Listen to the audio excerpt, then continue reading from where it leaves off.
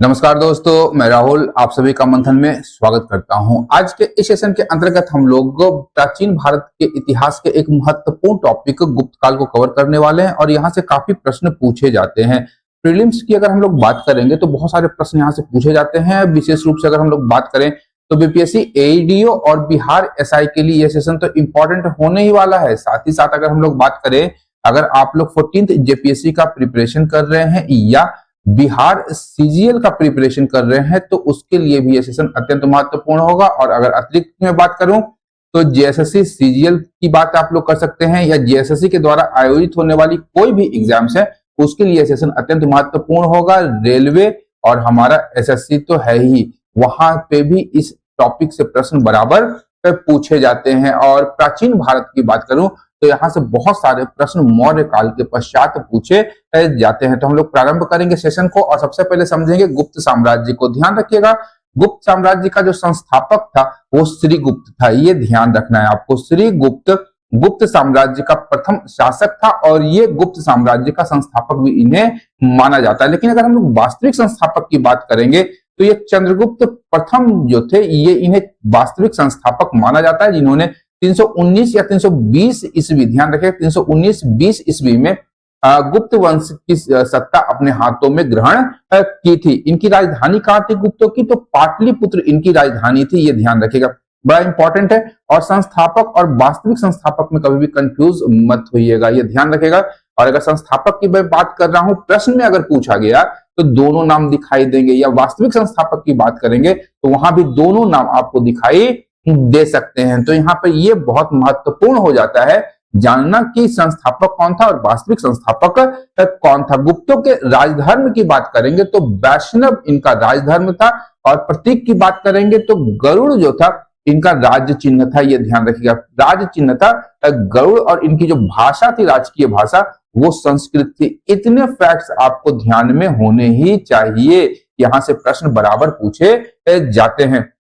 अब बात करेंगे कि जिस प्रकार से हम लोगों ने देखा कि चंद्रगुप्त मौर्य ने संपूर्ण भारत को एकता के सूत्र में पिरोने का प्रयास किया, उसी के पश्चात अगर देखते हैं कि मौर्य साम्राज्य का जब विघटन होता है तो भारत एक बार फिर से विशृंखलता के दौर से गुजरता है और गुप्तों ने फिर से उसे एकता के सूत्र में पिरोने का काम किया, जो कि 320 ईस्वी में चंद्रगुप्त प्रथम के द्वारा, चंद्रगुप्त प्रथम जो था वो राजारोहण जब उसका होता है तो उसके पश्चात हम लोग ये घटना होते हुए देखते हैं। अब सबसे पहले बात करेंगे, यहां ध्यान रखिएगा कि जो प्रमुख शासक हैं, शासकों की उपाधियों से भी प्रश्न पूछे जाते हैं। अगर हम लोग बात करें कि प्रश्न पूछ सकता है कि शक्रादित्य किसकी उपाधि थी, या महेंद्रादित्य किसकी उपाधि थी, विक्रमादित्य किसकी उपाधि थी, तो इस प्रकार के प्रश्न बराबर पूछे जाते हैं गुप्त शासकों की उपाधियों से, और ये आपको ध्यान में होने ही चाहिए। तो अगर शासक की बात करेंगे तो सबसे पहले शासक थे श्रीगुप्त, जिनकी उपाधि थी आदिराज, ये ध्यान रखिएगा। आदिराज या आदि पुरुष भी इन्हें कहा गया है। गुप्त अभिलेखों में गुप्त वंश के आदि पुरुष के रूप में श्रीगुप्त की पहचान होती है। और आदिराज श्रीगुप्त को कहा गया है और इनकी उपाधि केवल महाराज की थी, ये ध्यान रखिएगा। इसके पश्चात इसका पुत्र घटोत्कच शासक बनता है और उसकी उपाधि भी महाराज थी। लेकिन ध्यान रखिएगा कि गुप्त वंश का पहला शासक था चंद्रगुप्त प्रथम, जिसने महाराजा धीराज की उपाधि धारण की थी। और इतिहासकारों का मानना है कि यह उपाधि धारण करके चंद्रगुप्त प्रथम स्वयं को स्वतंत्र शासक के रूप में घोषित कर दिया था। उसके पश्चात समुद्रगुप्त की बात करते हैं तो इन्हें भारत के नेपोलियन, भारत का नेपोलियन भी कहा जाता है, ये ध्यान रखिएगा। भारत का नेपोलियन और पराक्रमांक इनकी उपाधि थी, ये ध्यान रखिएगा। बाद में विंसेंट स्मिथ ने भारत का नेपोलियन कहा है समुद्रगुप्त को इनकी विजयों के कारण।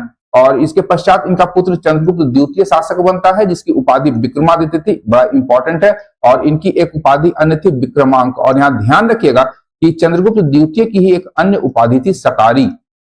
शकों को पराजित करने के कारण चंद्रगुप्त द्वितीय ने सकारी की उपाधि धारण की थी। कुमारगुप्त की बात करेंगे तो इनकी उपाधि महेंद्रादित्य थी और स्कंदगुप्त की उपाधि शक्रादित्य या शक्रोपम जो थी ये स्कंदगुप्त की उपाधि थी। तो ये 4-5 उपाधियां आप लोग ध्यान में रखेंगे, विशेष रूप से चंद्रगुप्त प्रथम, समुद्रगुप्त की, चंद्रगुप्त द्वितीय और कुमारगुप्त और स्कंदगुप्त की उपाधियां आप लोग ध्यान में रखेंगे। अब बात करते हैं सबसे प्रथम शासक श्रीगुप्त की, जिसे गुप्त अभिलेखों में आदि पुरुष की भी संज्ञा दी गई है। प्रभावती गुप्त, ध्यान रखिएगा, चंद्रगुप्त विक्रमादित्य की बेटी थी प्रभावती गुप्त। तो प्रभावती गुप्त के ताम्रपत्र अभिलेख में इन्हें अधिराज के रूप में इनका उल्लेख किया गया है, गुप्त वंश के आदि पुरुष के रूप में इनका उल्लेख किया गया और बताया गया कि इनका गोत्र जो था धारण गोत्र के ये थे। साथ ही साथ ध्यान रखना है हमें कि मंदिर निर्माण की जो कला थी वो गुप्त काल में आकर के फलनी फूलनी शुरू हुई, उनका विकास प्रारंभ होता हुआ हम लोग देखते हैं। और श्रीगुप्त ने मगध में एक मंदिर का निर्माण करवाया जिसका उल्लेख चीनी यात्री इत्सिंग ने किया है। ध्यान रखिएगा, इत्सिंग के द्वारा श्रीगुप्त के द्वारा बनवाए गए एक मंदिर का उल्लेख किया गया है जिसके लिए 24 गांव श्रीगुप्त ने दान में दिए थे। इसके पश्चात प्रमुख शासक है चंद्रगुप्त प्रथम और इसने लिच्छवी राजकुमारी, ध्यान रखिएगा लिच्छवियों की जब बात करते हैं तो बज्जी संघ ध्यान रखिएगा, तो लिच्छवी राजकुमारी कुमार देवी के साथ इन्होंने विवाह किया और सर्वप्रथम रजत मुद्राओं का प्रचलन प्रारंभ करवाया था। ध्यान रखिएगा गुप्त काल में सर्वप्रथम रजत मुद्राओं का प्रचलन चंद्रगुप्त प्रथम के द्वारा करवाया गया था और इन्होंने अपने राज्यारोहण के उपलक्ष्य में जो 319-320 ईस्वी के आसपास हुआ था उस कालखंड में इन्होंने एक गुप्त संवत चलाया था। तो गुप्त संवत ध्यान रखिएगा, गुप्त संवत चलाने वाला जो शासक था वो चंद्रगुप्त प्रथम था। इसके पश्चात समुद्रगुप्त शासक बनता है, संगीत का प्रेमी था और इसने वीणा शरण नाम से एक मुद्रा चलाई थी जिस पर स्वयं समुद्रगुप्त को वीणा बजाते हुए अंकित किया गया था। ये वीणा शरण नाम से सिक्के जारी हुए थे, ध्यान रखिएगा। तो वीणा बजाते हुए समुद्रगुप्त को दिखाया गया है और चंद्रगुप्त प्रथम का उत्तराधिकारी था। ध्यान रखिएगा कि कुमार देवी का पुत्र होने के कारण इसने स्वयं को लिच्छवी दौहित्र कहा। बहुत सारे एग्जाम में पूछा गया है कि किस गुप्त शासक को लिच्छवी दौहित्र कहा गया है। ध्यान रखिएगा दौहित्र मतलब होता है आपका नाती और अगर हम लोग बेटी की बात करेंगे तो बेटी को कहा गया है दुहिता। अगर वैदिक काल में हम लोग चले तो गाय का दूध दुहने के कारण बेटियों को दुहिता कहा जाता था, बेटियां ही गाय का दूध दुहती थी। तो लिच्छवी दौहित्र के रूप में समुद्रगुप्त का नाम आता है, उपनाम था। इसका दरबारी कवि हरिसेन था जिसने इसकी प्रशंसा में प्रयाग प्रशस्ति की रचना की थी जो कि प्रयाग राज्य में स्थित है। पुराना अगर हम लोग बात करें तो इलाहाबाद में स्थित है। प्रयाग प्रशस्ति की रचना हरिसेन ने चंपू शैली में की थी। ध्यान रखिएगा चंपू शैली एक ऐसी शैली थी जिसमें गद्य और पद्य का अनोखा मिश्रण देखा जाता है। प्राचीनतम साक्ष्य की बात करेंगे चंपू शैली का तो यहां ध्यान रखिएगा कि रुद्रदामन का जो जूनागढ़ अभिलेख था, जूनागढ़ अभिलेख जो था वह चंपू शैली में ही लिखा गया था। यहाँ पर ध्यान रखिएगा कि समुद्रगुप्त ने लगभग समस्त भारत को विजित करने का काम किया था और इसके द्वारा विजित किए गए क्षेत्रों को 5 भागों में विभाजित किया गया जो अलग अलग क्षेत्रों में हम लोग देखते हैं। यहाँ ध्यान रखना है हमें कि समुद्रगुप्त ने दक्षिण भारत की भी विजय की थी और इन दक्षिण भारत की बात करेंगे अगर हम लोग तो तमिलनाडु में कांची तक समुद्रगुप्त ने अभियान किया था और कहा गया है कि पूर्वी दक्कन और दक्षिण भारत के 12 शासकों को पराजित करके उन्हें छोड़ दिया गया, केवल उनसे कर और नजराने वसूल किए जाते थे। 5वें समूह की बात करेंगे तो शक और कुषाण जिसमें कुछ अफगानिस्तान के क्षेत्रों में राज करते थे या बैक्टीरिया प्रदेश में शासन करते थे उनको भी समुद्रगुप्त ने पराजित किया था। इसके अतिरिक्त आटविक राज्य जो जंगली क्षेत्र थे या मध्य भारत के बिंद क्षेत्र में निवास करने वाले या यहाँ के जो राजवंश थे स्थानीय उनको पराजित किया। वहीं पूर्वी हिमालय के राज्य जिसमें नेपाल, असम, बंगाल आदि के क्षेत्र शामिल थे उन शासकों को पराजित किया। और प्रथम समूह में गंगा और यमुना दोआब के वैसे शासक थे जो गुप्तों की अधीनता स्वीकार नहीं करते थे, उन सभी को पराजित करके समुद्रगुप्त ने गुप्त साम्राज्य का विस्तार किया था। इसके पश्चात शासक बनते चंद्रगुप्त द्वितीय 380 से 412 ईस्वी में और गुप्त साम्राज्य का जो चरमोत्कर्ष था वो चंद्रगुप्त द्वितीय के शासन काल में ही हमें दिखाई देता है। और अगर बात करेंगे विवाह की तो आपका चंद्रगुप्त द्वितीय विक्रमादित्य ने नागवंश की राजकुमारी कुबेर नागा से विवाह किया था और इनकी बेटी थी प्रभावती गुप्त। प्रभावती गुप्त का विवाह वाकाटक वंश के शासक रुद्रसेन द्वितीय से हुआ था। ध्यान रखिएगा रुद्रसेन द्वितीय से विवाह हुआ था आपका प्रभावती गुप्ता का जो चंद्रगुप्त द्वितीय विक्रमादित्य की पुत्री थी। और अगर रुद्रसेन द्वितीय या वाकाटक वंश की बात करेंगे तो वाकाटक वंश जो था ब्राह्मण जाति का यह वंश था और मध्य भारत पर इन्होंने शासन किया था। और यहाँ ध्यान रखिएगा, कहा जाता है कि चंद्रगुप्त द्वितीय से पूर्व इसका एक भाई था, उसका नाम था आपका रामगुप्त। रामगुप्त शकों की अधीनता को स्वीकार कर लिया था और अपनी पत्नी ध्रुव देवी को इसने शक शासक को सौंपने की भी बात कर ली थी, लेकिन चंद्रगुप्त द्वितीय ने उस शक शासक को पराजित किया और भाई रामगुप्त को सत्ता से हटा करके उसकी पत्नी ध्रुव देवी से विवाह कर लिया था। अब अगर हम लोग बात करेंगे कि पश्चिमी मालवा और गुजरात पर इनका प्रभुत्व था चंद्रगुप्त द्वितीय विक्रमादित्य का, जहां पर उसने शक क्षत्रपों के शासन का अंत किया।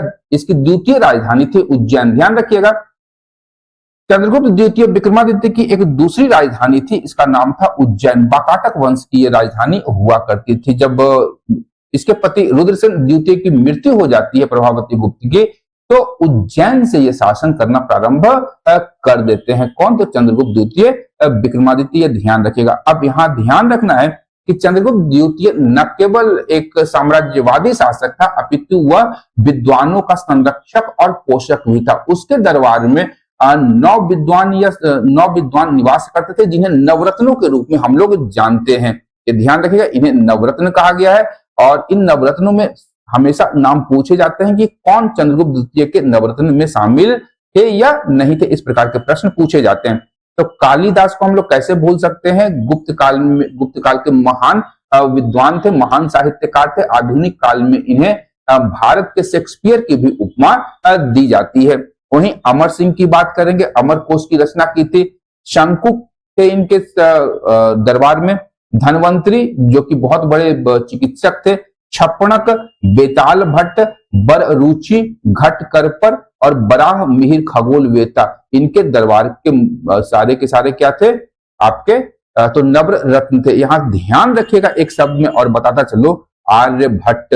आर्यभट्ट जो थे वो चंद्रगुप्त द्वितीय के दरबार के नवरत्नों में शामिल नहीं थे। ये ध्यान रखिएगा, बड़ा इंपॉर्टेंट है। और आर्यभट्ट देकर के हमेशा हम लोगों को फंसाया जाता है, लेकिन अब हम लोग भी फंसने वाले नहीं हैं। यही अगर हम लोग बात करें तो 409 ईस्वी में चंद्रगुप्त द्वितीय विक्रमादित्य ने शक शासक, पश्चिमी शक क्षत्रप थे रुद्र सिंह तृतीय को पराजित करके उसकी हत्या कर दी और उसी के उपलक्ष्य में इसने मालवा क्षेत्र में व्याघ्र शैली के चांदी के सिक्के चलाए थे। ध्यान रखिएगा, व्याघ्र शैली के चांदी के सिक्के चलाने का श्रेय चंद्रगुप्त द्वितीय विक्रमादित्य को जाता है। साथ ही साथ यहाँ ध्यान रखना है कि इसी विजय के उपलक्ष्य में चंद्रगुप्त द्वितीय ने सकारी की उपाधि भी धारण की थी, जिसकी चर्चा हम लोग पूर्व में कर चुके हैं।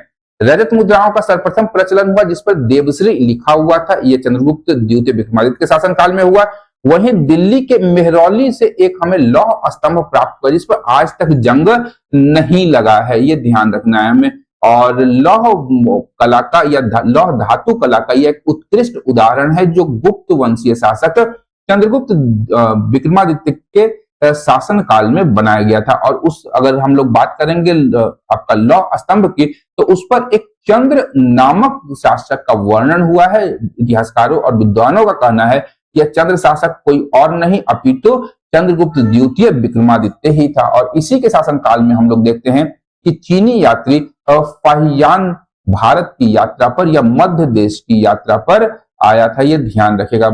फाहियान जो था आपका चंद्रगुप्त द्वितीय विक्रमादित्य के शासन काल में आया था। और वेनसांग की बात करेंगे तो वेनसांग हर्षवर्धन के शासन काल में भारत आया था। और इत्सिंग जो था वो 7वीं शताब्दी में भारत आया था। यहाँ ध्यान रखिएगा, इत्सिंग की चर्चा मैं इसलिए कर रहा हूं कि श्रीगुप्त के द्वारा बनाए गए मंदिर का उल्लेख जो मगध क्षेत्र में था उसका उल्लेख इत्सिंग करता है, यानी 7वीं शताब्दी तक वह मंदिर एग्जिस्ट करता था। इसके पश्चात कुमार गुप्त शासक बनता है जिसकी उपाधि थी महेंद्रादित्य। और इसके सिक्कों की अगर हम लोग बात करेंगे तो इसके सिक्कों पर श्री महेंद्र और महेंद्रादित्य आदि उपाधियों का अंकन हमें प्राप्त होता है। लेकिन स्वर्ण सिक्कों की बात करेंगे तो स्वर्ण सिक्कों में इसे गुप्त कुलामल चंद्र और गुप्त कुल व्योम राशि का उत्कीर्ण हमें प्राप्त होता है, ये ध्यान रखिएगा। ये आप लोग के लिए एक नया तथ्य है, इसे आप लोग ध्यान में रखेंगे। इसके अतिरिक्त गुप्त वंश के साथ बात करेंगे तो उस कालखंड में इसने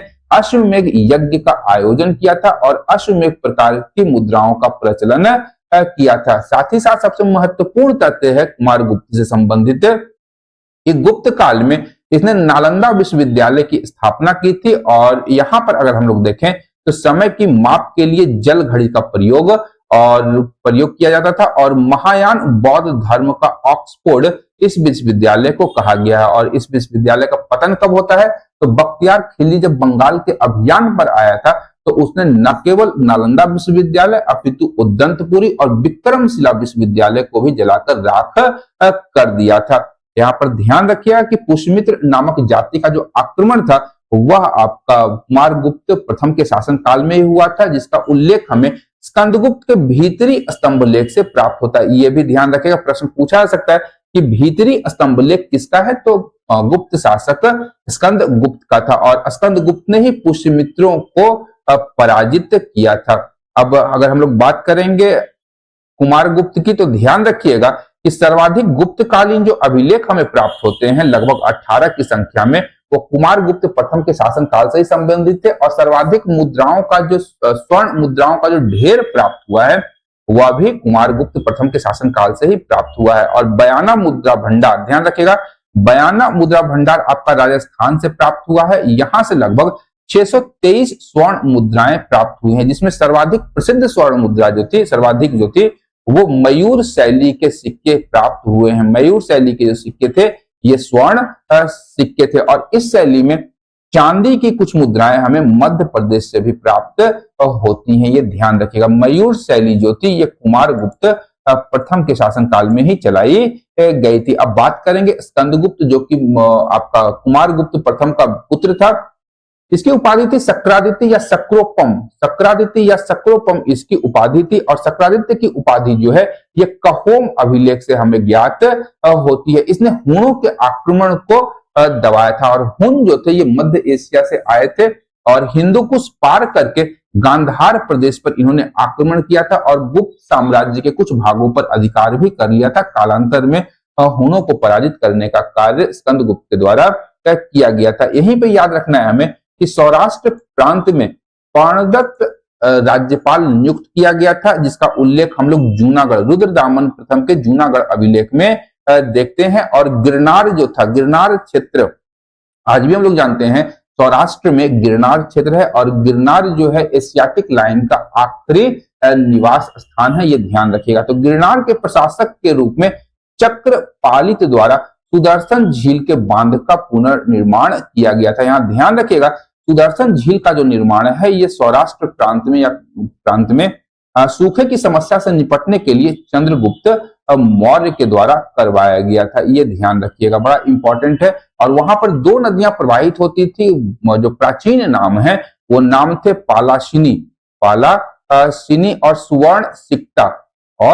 सुवर्ण सिक्ता। ये दो नदियां थी जिन पर बांध बना करके सुदर्शन झील का निर्माण मौर्य काल में चंद्रगुप्त मौर्य के द्वारा किया गया था। वहीं अगर हम लोग गुप्त वंश की बात करेंगे तो चीनी राजवंश के साथ में इनके काफी मित्रतापूर्ण संबंध थे और सांग शासक के दरबार में इन्होंने अपना दूत भेजा था। वहीं ध्यान रखिएगा इसका उत्तराधिकारी था भानुगुप्त और भानुगुप्त ने पूर्वी मालवा में पूर्ण सत्ता का अंत किया था, ये ध्यान रखिएगा। भानुगुप्त बड़ा इंपॉर्टेंट है। इसी का अभिलेख हम लोग देखते हैं एरण अभिलेख, जिसमें इसके मित्र या सेनापति गोप राजा की हुणों से युद्ध करते हुए इसकी मृत्यु हो गई थी और इसी के लिए इसकी पत्नी जो थी वो सती हो गई थी। सती प्रथा का प्रथम साक्ष्य जो है, प्रथम लिखित साक्ष्य जो है वो हमें एरण अभिलेख से ही प्राप्त होता है, ये ध्यान रखिएगा। पहला अभिलेखीय साक्ष्य यहाँ ध्यान रखिएगा।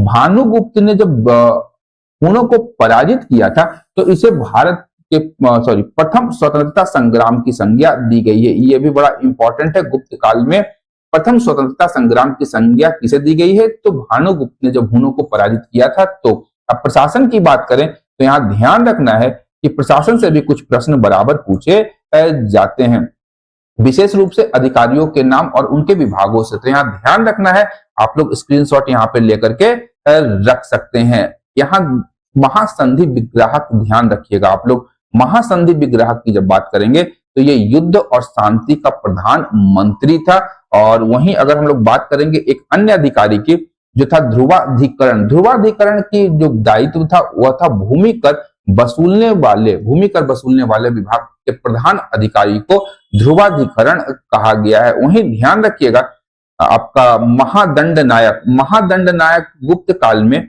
न्यायाधीश था और संधि विग्रहिक जो था युद्ध और संधि के विषयों से संबंधित मंत्री था, जिसे हम लोग आज के युद्ध मंत्री के रूप में भी रख सकते थे। और दंड पाशिक जो था ये पुलिस विभाग का सर्वोच्च अधिकारी था। इतना आपको ध्यान होना ही चाहिए। 4-5 अधिकारियों के नाम, उनके विभाग क्या थे, आप लोग स्क्रीनशॉट भी लेकर के यहां से रख सकते हैं, ये ध्यान रखिएगा। चलिए, इसके बाद अगर हम लोग बात करेंगे प्रशासन की पद्धति की, तो राजपद इस कालखंड में वंशानुगत था। स्थायी सेना का निर्माण हो चुका था। ग्रामवासियों से बेगार या जिसे हम लोग बिष्टी कहते हैं, ध्यान रखें गुप्त काल में बेगार या निःशुल्क श्रम को बिष्टी कहा जाता था, बड़ा इंपॉर्टेंट है। तो ग्रामवासियों से बिष्टी भी वसूल किया जाता था और अधिकारियों और सेना की सेवा के लिए यह श्रम लिया जाता था ग्रामवासियों से। विकेंद्रीकरण की प्रवृत्ति इस समय काफी ज्यादा प्रबल हो चुकी थी, जैसा हम लोग देख चुके हैं मौर्य साम्राज्य में, कि मौर्य साम्राज्य के प्रशासन में केंद्रीकरण जो था वो काफी ज्यादा था, लेकिन गुप्त काल में विकेंद्रीकरण की प्रवृत्ति काफी ज्यादा बढ़ गई थी। यहाँ पर राजा को भोग दिया जाता था। भोग क्या था? तो राजा को समय समय पर नजराने फल और फूलों के रूप में या अनाज के रूप में दिए जाते थे, जिसे गुप्त काल में भोग कहा गया है।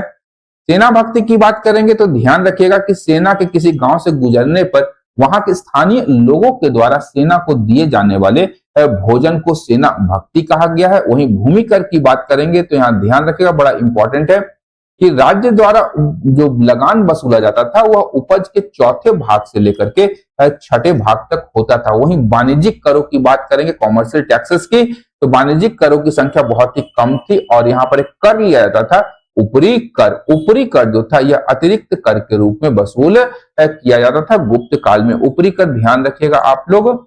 इसके बाद सामाजिक स्थिति की बात करेंगे तो ध्यान रखिएगा, कहा गया पितृसत्तात्मक समाज था और वर्ण जो थी वो जातियों में कन्वर्ट हो जाती हैं, उपजाति, जाति, उपजाति में आदि में विभाजित हो जाती हैं। यहाँ ध्यान रखना है कि संपत्ति में, विशेष रूप से भूमि में, स्त्रियों को भी हिस्सेदारी मिलती थी। भूमि में उनको हिस्सा प्राप्त होता था, यह कहना है कात्यायन के अनुसार, ये ध्यान रखेगा। और गुप्त काल में बड़े पैमाने पर भूमि दान किए गए थे। यहाँ ध्यान रखेगा ग्राम अनुदान या भूमि दान इस कालखंड की एक महत्वपूर्ण विशेषता है, जिसने कालांतर में भारत में सामंतवाद को बढ़ावा दिया था।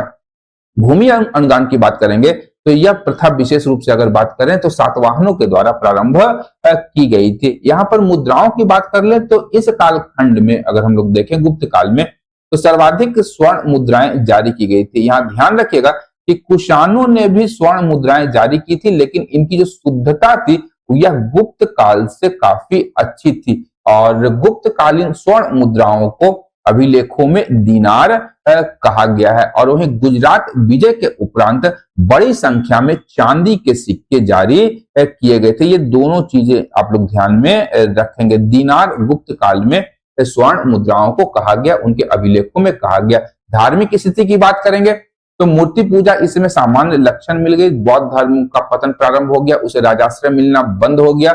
विष्णु अब गौण देवता हो गए और विष्णु के स्थान पर नारायण विष्णु जो कि भागवत धर्म, और इस कालखंड में वैष्णव धर्म, नारायण विष्णु और वैष्णव धर्म जो था अधिक प्रभावी हो जाता है, क्योंकि स्वयं अगर हम लोग देखें तो गुप्त शासक वैष्णव धर्म के ही अनुयायी थे। और इसी कालखंड में हम लोग भारत में मंदिरों का विकास देखते हैं, मंदिरों का निर्माण प्रारंभ हो चुका था। इसमें सबसे प्रमुख मंदिर की अगर बात करें तो उत्तर प्रदेश के देवगढ़ का दशावतार मंदिर, ये बड़ा इंपॉर्टेंट है। उत्तर प्रदेश के देवघर में गुप्त कालीन यह मंदिर है। पंचायतन शैली का यह प्रथम उदाहरण है, ध्यान रखिएगा, पंचायतन शैली में निर्मित यह प्रथम मंदिर का उदाहरण है। वहीं अगर हम लोग बात करें अन्य मंदिरों की तो नचना कुठार का पार्वती मंदिर याद रखिएगा, ये आपका मध्य प्रदेश में है। एरण का विष्णु मंदिर, वहीं भूमरा का शिव मंदिर, और इसके अतिरिक्त अगर हम लोग बात करें तो यहाँ पर आपका छत्तीसगढ़ में सिरपुर का लक्ष्मण मंदिर आदि अत्यंत इंपॉर्टेंट है। बिहार बीपीएससी एईडीओ और हम अगर बात करें बिहार एसआई की या सीजीएल की तो बिहार में एक गुप्तकालीन मंदिर है मणिनाग का मंदिर, इसे आप लोग अवश्य ही ध्यान में रखेंगे। और भीतरगांव का कृष्ण मंदिर तो है ही, कानपुर भीतरगांव के पास में है, सॉरी भीतरगांव आपका कानपुर के पास में है, तो ये बड़ा इंपॉर्टेंट है लक्ष्मण मंदिर। अब साहित्य की बात करेंगे तो इस कालखंड में साहित्यों की रचना की गई है, और सबसे पहले साहित्य की बात करेंगे, ध्यान रखिएगा, मृच्छकटिकम। और गुप्त काल में जितने भी नाटक लिखे जाते थे वो सभी के सभी सुखांत नाटक होते थे। गुप्त काल के नाटकों की सबसे बड़ी विशेषता है क्या थी, तो सुखांत नाटक थे। नाटकों का अंत सुख के साथ होता था, प्रेमी प्रेमिका का मिलन वहां पर हो जाता था। लेकिन मृच्छकटिकम एक ऐसी रचना है जो एकमात्र दुखांत नाटक है गुप्त काल की। इसके रचनाकार थे शूद्रक, और इसमें एक निर्धन ब्राह्मण के साथ वेश्या के प्रेम का वर्णन किया गया है। और मृच्छकटिकम का अर्थ होता है माटी की खिलौना गाड़ी या इक्का गाड़ी। ये बीपीएससी ने प्रश्न पूछा भी हुआ है, ये ध्यान रखिएगा कि मृच्छकटिकम का अर्थ क्या होता है, तो माटी की इक्का गाड़ी, मिट्टी की इक्का गाड़ी या खिलौना गाड़ी। वहीं देवी चंद्रगुप्तम एक अन्य महत्वपूर्ण रचना है जिसके रचनाकार विशाख दत्त हैं। यहाँ ध्यान रखिएगा कि इसी रचना में हमें सर्वप्रथम चंद्रगुप्त द्वितीय विक्रमादित्य से पूर्व के शासक रामगुप्त की जानकारी मिलती है। तो चंद्रगुप्त द्वारा सकराज का वध करके ध्रुव स्वामिनी जो कि रामगुप्त की पत्नी थी उसके साथ विवाह का वर्णन देवी चंद्रगुप्तम में किया गया है। अभिज्ञान शाकुंतलम की बात करेंगे तो कालिदास की रचना है जिसमें राजा दुष्यंत और शकुंतला की प्रेम कथा का वर्णन किया गया है। और इन्हीं दोनों का पुत्र था दुष्यंत और शकुंतला का पुत्र भरत, जो कि भारत का बाद में एक प्रसिद्ध शासक हुआ था। यूरोपीय भाषा में अनुवादित किया गया प्रथम भारतीय ग्रंथ था आपका विज्ञान शाकुंतलम। ये बड़ा इंपॉर्टेंट है, किसने किया था आप लोग नीचे कमेंट बॉक्स में कमेंट कर सकते हैं। दूसरा एक महत्वपूर्ण कृति मुद्रा राक्षस, इसके रचनाकार थे विशाख दत्त। और विशाख दत्त ने इसमें चंद्रगुप्त मौर्य के मौर्य सिंहासन पर बैठने की कहानी का वर्णन किया है। और विशाख दत्त ने अपनी इसी रचना में सबसे पहली बार उल्लेख किया है कि चंद्रगुप्त मौर्य के लिए चाणक्य वृषल शब्द का उपयोग करता था, ये ध्यान रखिएगा। अब बात करेंगे अन्य महत्वपूर्ण रचनाओं की, तो कालिदास की कृतियां कौन कौन थी, मालविका अग्निमित्रम, सुंगवंशीय शासक अग्निमित्र और मालविका की प्रेम कहानी का वर्णन इसमें किया गया। मेघदूतम, ऋतु संहारम, कुमार संभवम, रघुवंशम और विक्रमो वर्षियम जो है ये कालिदास की अन्य रचनाएं हैं। और ये ध्यान रखिएगा यहां से प्रश्न बराबर पूछे जाएंगे, आप लोग स्क्रीनशॉट लेकर के रख लीजिएगा, बड़ा इंपॉर्टेंट है, यहां से प्रश्न बराबर पूछे जाते हैं, ये ध्यान रखिएगा। कोई भी एग्जाम हो वहां यहां से प्रश्न रहते ही रहते हैं और काफी इंपॉर्टेंट ये टॉपिक है, ध्यान रखिएगा। स्वप्नवास वदता, चारुदत्तम और उरुभंग ये सभी भास की कृतियां हैं। वहीं देवी चंद्रगुप्तम हम लोग देख चुके हैं, विशाख दत्त। दस कुमार चरित और काव्य दर्शन ये दंडिन की कृति है, ध्यान रखिएगा, दस कुमार चरित और काव्य दर्शन दंडिन की कृति है। न्यायावता सिद्धसेन ने लिखी थी। पंचतंत्र के लेखक कौन है, तो विष्णु शर्मा थे, ये प्रश्न भी बराबर पूछा जाता है। चरक संहिता, आज ही मैंने आप लोगों से पूछा था क्लास में कि चरक संहिता के रचनाकार कौन थे, तो चरक थे। ध्यान रखिएगा चरक की जब हम लोग बात करते हैं तो ये कनिष्क के दरबार में थे, चरक जो थे कनिष्क के दरबार में थे। वहीं ब्रह्मा सिद्धांत की बात करेंगे तो ब्रह्मगुप्त ने लिखा है, तो ये भी खगोल विज्ञान पर आधारित एक महत्वपूर्ण कृति है। विशुद्धि भक्त की बात करेंगे तो बुद्ध घोष के द्वारा लिखा गया। योगाचार की बात करेंगे तो असंग के द्वारा लिखा गया। वहीं किराता जोड़नियम की बात करेंगे तो भारवी ने किराता जोड़नियम की रचना की थी, ये ध्यान रखिएगा। अमर कोश ने अमर सिंह की रचना की, और अमर सिंह जो था विक्रमादित्य के दरबार के नवरत्नों में से एक थे। वहीं रावण बद्ध वत्स भट्टी ने लिखा है। चंद्र गोविंद की रचना चंद्र गोविंद की प्रमुख रचना है चंद्र व्याकरण, और बराहमिहिर ने बृहत संहिता और पंच सिद्धांतिका की रचना की थी। ये दोनों कृतियां बराहमिहिर की थी, ये ध्यान रखिएगा। और खगोल विद्या से संबंधित ये दोनों बुक्स हैं। और आर्यभट्ट को हम लोग कैसे भूल सकते हैं, जिनका प्रमुख कृति है आर्यभट्टियम। तो ये वाला जो पोर्शन है आप लोग स्क्रीनशॉट लेकर के रख सकते हैं और बड़ा इंपॉर्टेंट है, ये ध्यान रखिएगा।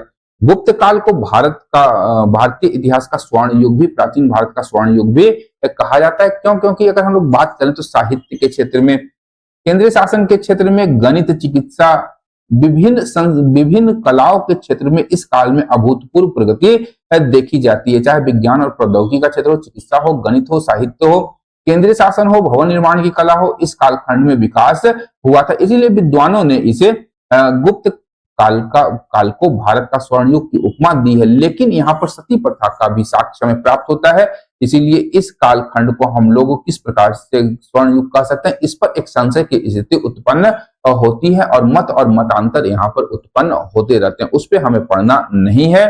यहाँ ध्यान रखिएगा कि कालिदास की चर्चा हम लोग पूर्व में ही कर चुके थे कि भारत का शेक्सपियर कहा जाता है।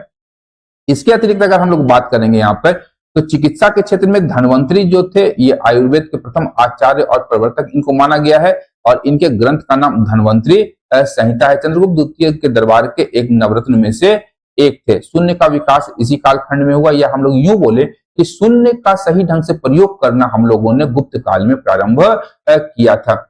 विज्ञान और प्रौद्योगिकी के विषय में बात करेंगे तो आर्यभट्ट को हम लोग कैसे भूल सकते हैं, पाटलिपुत्र के निवासी थे। पाटलिपुत्र भी कहें तो कुसुमपुर के निवासी थे हमारे आर्यभट्ट, और इनकी पुस्तक है आर्यभट्टीय। आर्यभट्टीय में इन्होंने प्रतिपादित किया कि पृथ्वी सूर्य के चारों ओर चक्कर लगाती है और अपने अक्ष पर भी घूमती है। अगर ये चारों ओर चक्कर लगाती है पृथ्वी सूर्य के, तो बहुत सारे लोगों को जब ये सिद्धांत दिया गया तो यूरोप में या तो उनको प्रताड़ित किया गया या फिर उन्हें जिंदा जला दिया गया। जब हम लोग पढ़ेंगे धर्म सुधार आंदोलन, जो हमारा आंदोलन हुआ था यूरोप में, तो वहां पे हमें इस प्रकार के उदाहरण प्राप्त हो जाते हैं। भवन निर्माण की बात करेंगे तो मंदिर और स्तूपों के निर्माण का कालखंड ये रहा है। अब बात करेंगे विज्ञान और प्रौद्योगिकी की, तो रचना हम लोग पहले ही देख चुके हैं, आर्यभट्ट की रचना है। गणित का ग्रंथ है और पृथ्वी गोल है जो अपनी धुरी के चारों ओर परिक्रमण करती है, ये कहा है आर्यभट्ट ने। ये पाटलिपुत्र के निवासी थे, पहले चर्चा कर चुके हैं, कुसुमपुर के। गुप्त युग के सबसे महान वैज्ञानिक, गणितज्ञ और ज्योतिषी थे। पंचधांतिका के रचनाकार बराह मिहिर है और ज्योतिष विज्ञान से संबंधित एक महत्वपूर्ण पुस्तक है। बराह मूर्ति उदयगिरी विदिशा मध्य प्रदेश से प्राप्त हुआ है और चंद्रगुप्त द्वितीय के कालखंड में इसका निर्माण किया गया है। बराह मूर्ति की बात करेंगे तो बराह विष्णु के अवतार माने जाते हैं। बराह विष्णु के अवतार थे। जब मत्स्य पुराण पढ़िएगा तो वहां पे दशावतार हमें प्राप्त होता है, जिसमें बराह भी एक अवतार थे विष्णु के। तो आज के इस सेशन के लिए इतना ही, मिलते हैं हम लोग नेक्स्ट सेशन में। तब तक के लिए धन्यवाद। देखते रहिए मंथन, क्योंकि मैं इस प्रकार के वीडियोस लाता रहता हूं। Thank you.